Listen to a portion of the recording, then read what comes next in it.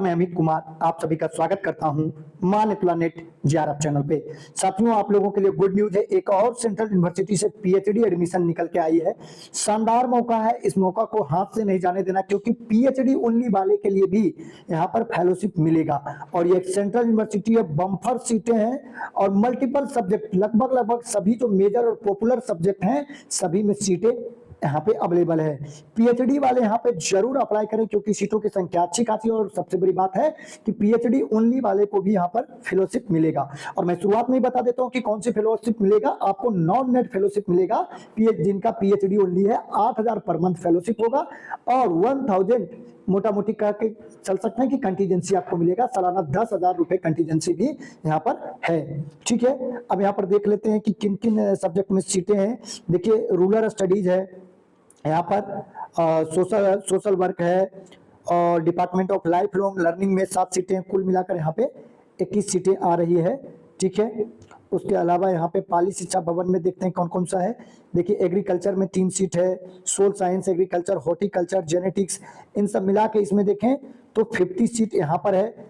यहाँ पे कोई ऐसा सब्जेक्ट नहीं जिसमें की सीटें अवेलेबल नहीं है। फिजिकल एजुकेशन और डिपार्टमेंट ऑफ एजुकेशन, इसमें इन दोनों में मिलाकर 18 सीटें हैं, यानी एजुकेशन में भी 10 सीटें हैं यहाँ पे। डिजाइन, टेक्सटाइल और डिपार्टमेंट ऑफ हिस्ट्री में 8, टोटल 5 सीटें हैं दोनों डिपार्टमेंट मिलाकर। रूरल स्टडीज, सोशल वर्क, इसकी तो बात हम कर चुके हैं। आगे है आपका एग्रीकल्चर। ठीक है, उसके बाद देखिए फिजिक्स में आपका 24 सीटें हैं।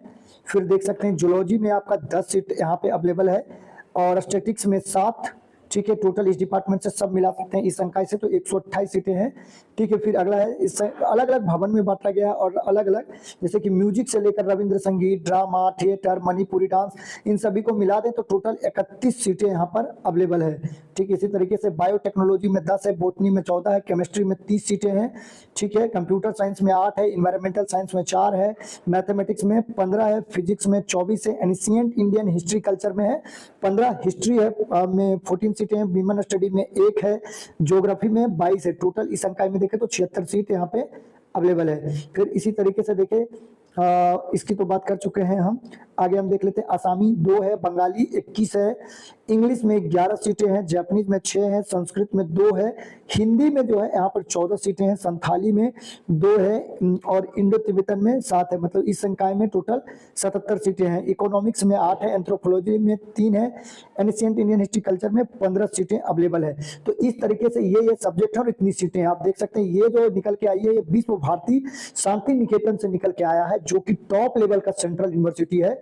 ठीक है, यहाँ पर देख सकते हैं opening date of online application जो है वो 29 तारीख से यहाँ पे अप्लाई होना शुरू हुआ। लास्ट डेट 19 नवंबर है अप्लाई करने का। ठीक है, तो देख सकते हैं ये महत्वपूर्ण डेट है, 19 नवंबर तक आपको अप्लाई कर लेना। फीस की बात करें तो SC ST PWD को 300 रुपये और जनरल OBC EWS को 1,000 रुपये फीस यहाँ पर लगेगा।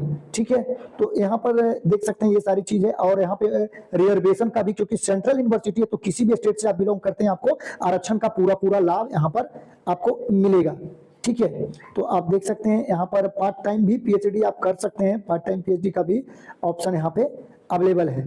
इसके अलावा यहाँ पे 3 कैटेगरी में एडमिशन होगा, जैसा कि UGC का गाइडलाइन है आपका, PhD ओनली, नेट और JRF। PhD ओनली और नेट वाले का 70% weightage UGC net exam score का होगा, 30% वेटेज इंटरव्यू का होगा और JRF वाले के लिए 100% वेटेज इंटरव्यू का होगा।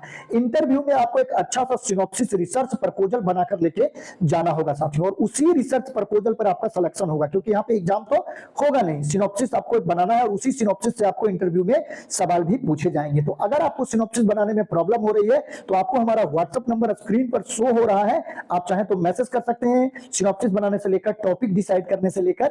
ठीक है, और या आपको PhD एडमिशन से संबंधित कोई भी प्रॉब्लम है तो आप मैसेज कर सकते हैं। PhD admission, UGC net preparation. साथियों, जैसा कि पता है कि मैं खुद एक रिसर्च स्कॉलर हूं और 2 बार मैंने नेट JRF एग्जाम क्रैक किया है। मैं दिल्ली विश्वविद्यालय से ग्रेजुएट और पोस्ट ग्रेजुएट हूं, तो मुझे इस फील्ड का अच्छा खासा अनुभव है। आप हमारे अनुभव का फायदा उठाकर कम समय और कम संसाधन में PhD में आप एडमिशन पा सकते हैं और असिस्टेंट प्रोफेसर बनने का अपना सपना साकार कर सकते हैं।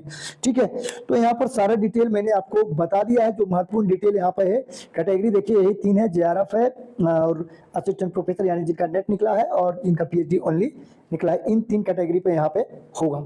ठीक है, जेआरएफ अवार्ड लेटर की वैलिडिटी जितना रहेगा 3 साल का, और जो रहता है वही रहेगा। बाकी नेट और पीएचडी वाले का स्कोर 1 ईयर के लिए वैलिड रहेगा।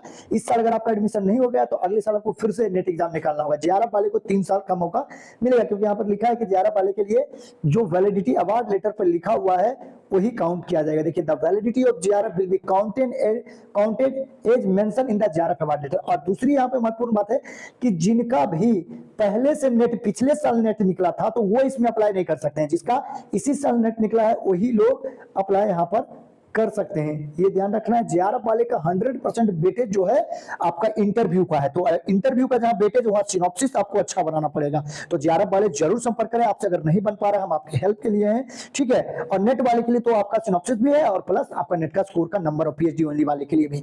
तो साथियों, यहाँ पे जो जो मेजर डिटेल था हमने आपको शेयर कर दिया है। अगर अब भी आपको कुछ और इंफॉर्मेशन चाहिए, ठीक है, इससे रिलेटेड, तो आप कमेंट में पूछ सकते हैं, ठीक है। और अपना सब्जेक्ट जरूर कमेंट में लिखिए, ताकि आपके सब्जेक्ट से जहां पर ज्यादा पीएचडी एडमिशन का नोटिफिकेशन निकल के आए वो लाए हम, या जिनका सब्जेक्ट इस नोटिफिकेशन में, इस पीएचडी एडमिशन में नहीं है, वो कमेंट में अपना सब्जेक्ट का नाम लिखिए। उस सब्जेक्ट का अगर आता है तो हम उसको कवर करेंगे। तो साथियों, आज के वीडियो में बस इतना ही। अगर अभी आपका कोई सवाल है, कुछ है, तो कमेंट में जरूर पूछिए। ये आपका चैनल है और आप ही के लिए बनाया गया है।